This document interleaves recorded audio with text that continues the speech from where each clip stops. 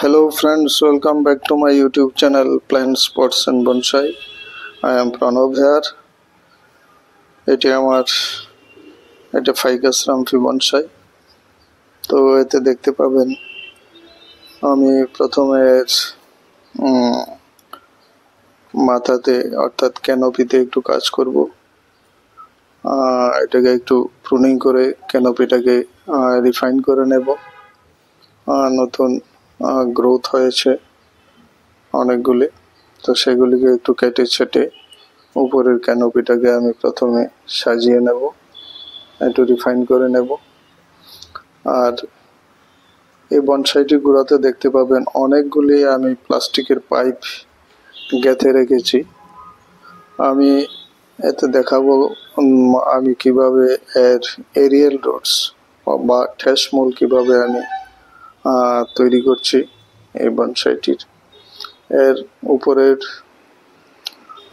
কাণ্ডের উপরের অংশে যেখান থেকে বেশ কয়েকটি ব্রাঞ্চ চারদিকে ছড়িয়ে গেছে, যার উপর এই ক্যানোপিটা তৈরি হয়েছে, এর জংশন থেকে অর্থাৎ সংযোগস্থল থেকে অনেকগুলি ছোট ছোট এরিয়াল রুটস বের হয়েছে এবং এই এরিয়াল রুটসগুলিকে আমি প্লাস্টিকের স্ট্রর ভিতরে ঢুকিয়ে দিয়েছি এবং স্ট্রগুলিকে আমি পটের মাটিতে গেঁথে রেখেছি। এতে এই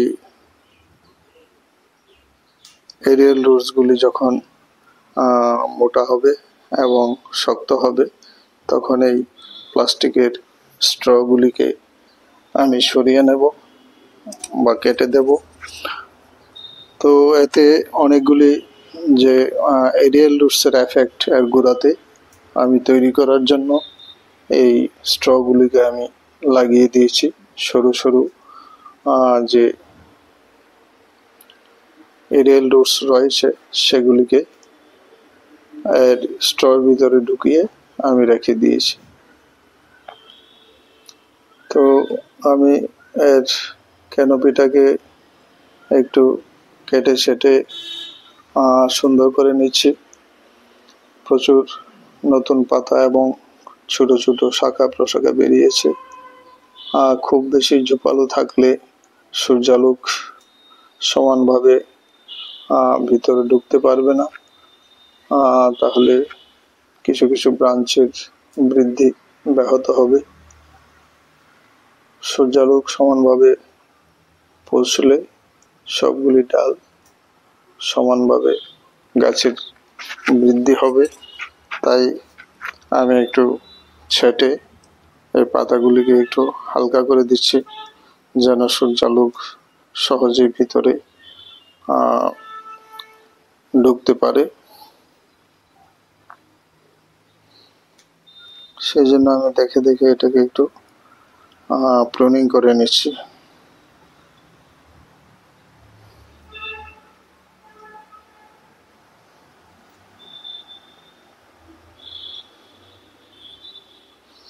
এই বনসাইটিতে দেখতে পাবেন কয়েকটি বেশ মোটা এরিয়াল রুটস বেরিয়ে পেঁচিয়ে কাণ্ডটাকে পেঁচিয়ে নিচে চলে গেছে এবং এর কাণ্ডটাও অনেকটাই একটা বাঁকানো স্টাইলে রয়েছে।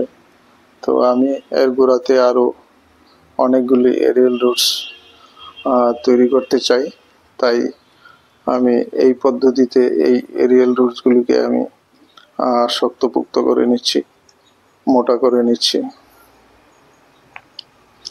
প্রথম এরিয়াল রুটস একদম সরু চুলের মতো এগুলি গজায় বের হয়, কিন্তু এগুলিকে যত্ন না করলে, কেয়ার না নিলে সেগুলি রৌদ্রে শুকিয়ে যায় এবং নষ্ট হয়ে যায়। তো এরিয়াল রুটসগুলিকে মোটা করার জন্য এগুলিকে আমি এই স্ট্রর ভিতরে ঢুকিয়ে দিয়েছি। তো স্ট্রর ভিতরে থাকলে এরিয়াল রুটসগুলি অত্যধিক হিটে এবং সূর্যালোকে সূর্যের তাপে এগুলি শুকিয়ে যায় না এবং এর আবহাওয়ার মাঠ থেকে এগুলি রক্ষা পায় এবং সহজেই বৃদ্ধি পেতে থাকে। আর মাঝে মাঝে দিনে 2বার বা 3বার আমি স্প্রে বোতল দিয়ে এর যে এরিয়াল রুটসগুলি তৈরি হচ্ছে সেগুলিতে আমি জল ছিটিয়ে দিই। সেই জল স্টোর ভিতরে ঢুকে এবং এরিয়াল রুটসগুলিকে সতেজ রাখে এবং এগুলিকে বাড়তে সাহায্য করে। এইভাবে রাখলে এরিয়াল রুটসগুলি নষ্ট হয় না। তো এটা একটা এরিয়াল রুটস তৈরি করার একটি সহজ পদ্ধতি। তো এইভাবে ঢুকিয়ে রাখলে সেগুলি আর নষ্ট হতে পারে না। তো যখন প্রচুর এরিয়াল রুটস এর গুঁড়াতে তৈরি হবে তখন একটি সুন্দর এফেক্ট নিশ্চয়ই তৈরি হবে গাছটিতে। গাছটিকে অনেক পুরানো ঝুরি বটের মতো লাগবে। তো এই ধরনের একটি এফেক্ট করার জন্য আমি এই এরিয়াল রুটসগুলিকে স্ট্রর মধ্যে ঢুকিয়ে রেখেছি এবং এইগুলিকে আমি মোটা করছি। তো 1-2টি এরিয়াল রুটস বেশ শক্তপোক্ত হয়ে গেছে। তো সেগুলি থেকে এখন আমি সেগুলির স্ট্র খুলে ফেললেও কিছু হবে না। এগুলি মাটিতে পৌঁছে গেছে এবং এটা একটা সাকার রুট হিসেবে কাজ করবে এবং আস্তে আস্তে এটা আরো মোটা হবে। তো কয়েকটি যেই এরিয়াল রুটসগুলি মোটা হয়ে গেছে এবং শক্তপোক্ত হয়ে গেছে সেগুলিকে দেখুন আমি কেটে স্ট্রগুলিকে ব্লেড দিয়ে কেটে আমি ছাড়িয়ে নিচ্ছি।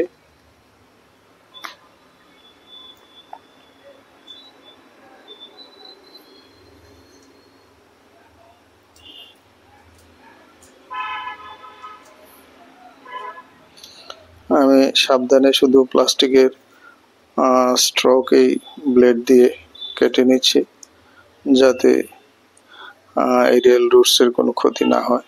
তো এইভাবে আমি খুলে নিচ্ছি।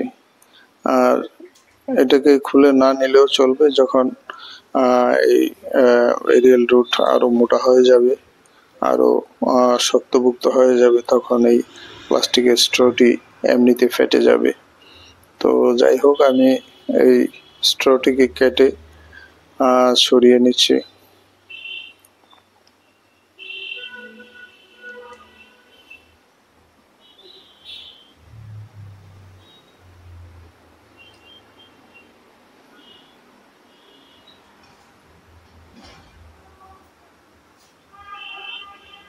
দেখুন এই রুটটা বেশ শক্ত এবং শক্তপোক্ত হয়ে গেছে, মোটা হয়ে গেছে। প্রথমে এটা ছিল একটি সুতার মতো। তো এটাকে আমি এই প্লাস্টিকের স্ট্রর ভিতরে রেখে শক্তপোক্ত করে নিয়েছি।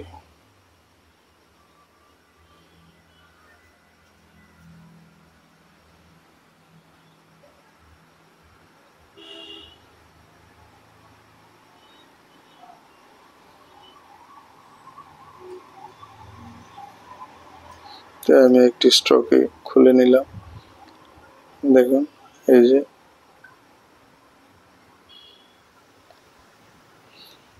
এটিও বেশ শক্তপোক্ত হয়ে গেছে। এর যে স্ট্র সেটাকেও আমি কেটে ছাড়িয়ে নিচ্ছি।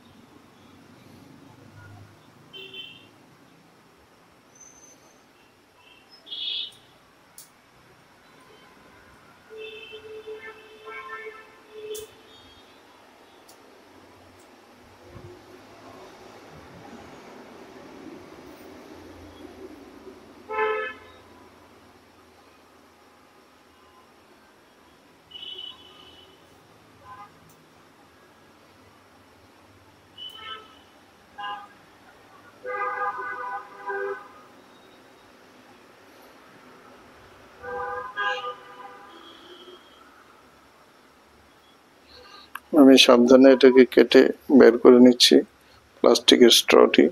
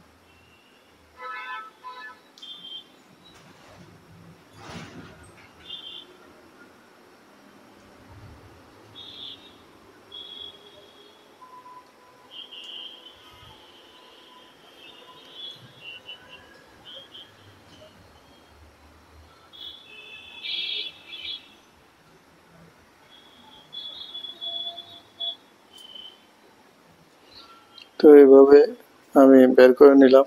দেখুন যেই এরিয়াল রুটসগুলিকে শক্তপোক্ত মোটা হয়ে গেছে সেগুলি থেকে স্ট্র ছাড়িয়ে নিলাম।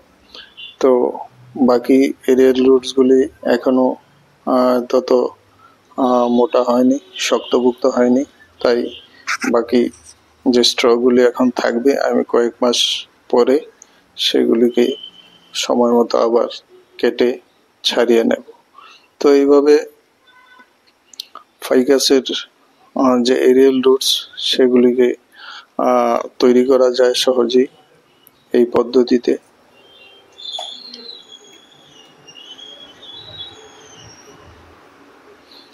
আমি প্রথমে এই এরিয়াল রুটসগুলিকে পাতলা সুতির কাপড় দিয়ে ঢেকে রেখেছিলাম কিছুদিন, এবং সেগুলিকে ভিজিয়ে রাখতাম। এর থেকে যখন একটু পুক্ত হয়, শক্তপোক্ত হয়েছে, তখন একটু যখন মেচুর হয়েছে তখন আমি স্ট্রর ভিতর ঢুকিয়ে দিয়েছিলাম, এবং এখন আস্তে আস্তে সেগুলি মোটা হচ্ছে। তো এইভাবে সহজেই এরিয়াল রুটস তৈরি করা যায়। তো এই ছিল আমি এই ভিডিওতে আজ আমার কাজ, কিভাবে আমি এরিয়াল রুটস তৈরি করছি। তো ভিডিওটি ভালো লাগলে লাইক করে উৎসাহিত করবেন, লাইক করতে ভুলবেন না। যারা নতুন দর্শক, চ্যানেলটিকে সাবস্ক্রাইব করে বেল আইকনটি চেপে দিতে ভুলবেন না। সব ধরনের ভিডিওর নোটিফিকেশন সবার আগে পেয়ে যাবেন।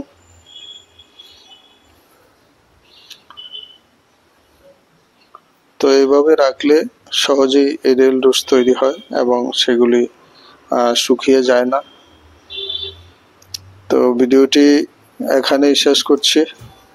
আবার দেখা হবে নতুন ভিডিও নিয়ে। ভালো থাকবেন। নমস্কার।